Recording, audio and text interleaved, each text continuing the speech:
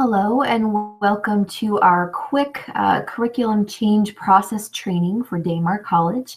My name is Lorna Taylor and I am the Director of Curriculum and Instruction for the campuses. To get started, I just really quickly want to walk you through the new curriculum change process that we developed about a term or two ago. We had just started to implement this process, and it's changed as we've gone on, just as we've been figuring out organically the best way that we can implement this for the campuses and to enhance the curriculum.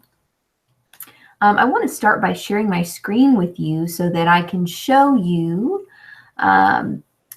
the file of the curriculum change procedure that we are using. So you can find this in the Google folder for curriculum. It outlines what our process is. So it's really a three-step process. It starts with the curriculum committee's meeting. Each committee gets together. For example, dental assisting gets together. They talk about the curriculum, any areas for opportunity, ways that they could improve. They take into consideration feedback from the program advisory committees, student retention, and student success rate data. They might look at student surveys and instructor feedback, graduate surveys, career services input, all sorts of things to help them determine ways that they can best improve the curriculum.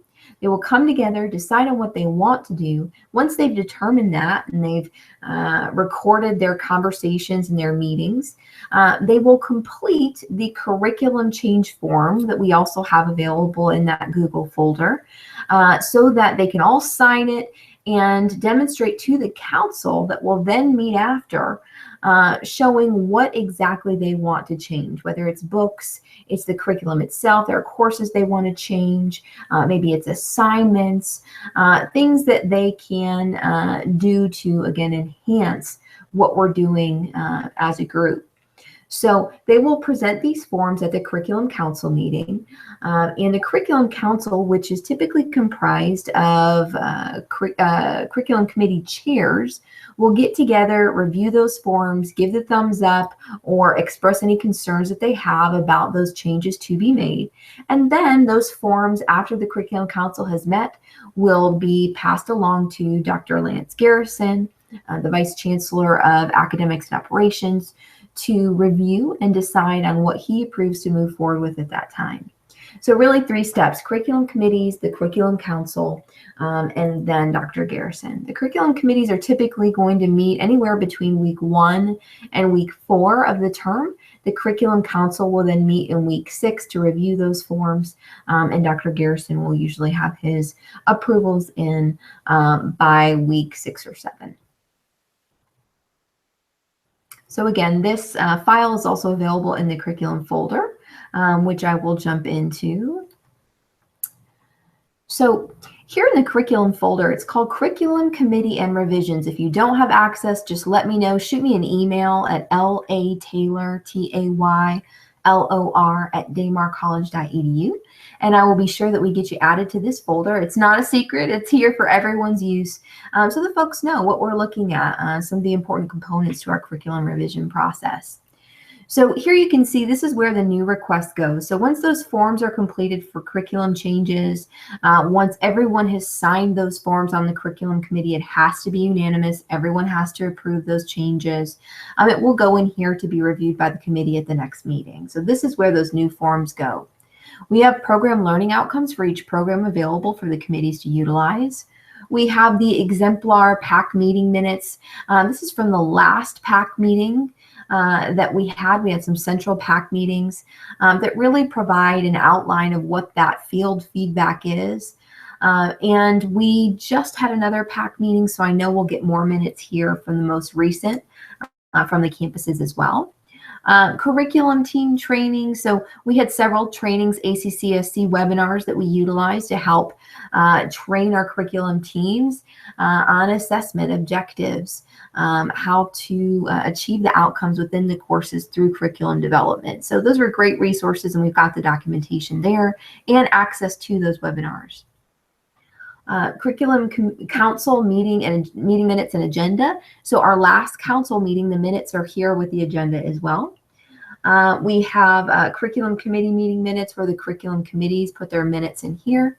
Council approved change submissions, and book revisions required. So each term we usually have a number of books that are changing editions or the book is no longer available. So we'll put that information here for the committees to use and change the books that need to be changed. So the main folder within this folder that I wanted to just quickly touch on was the curriculum committee resources and documents here.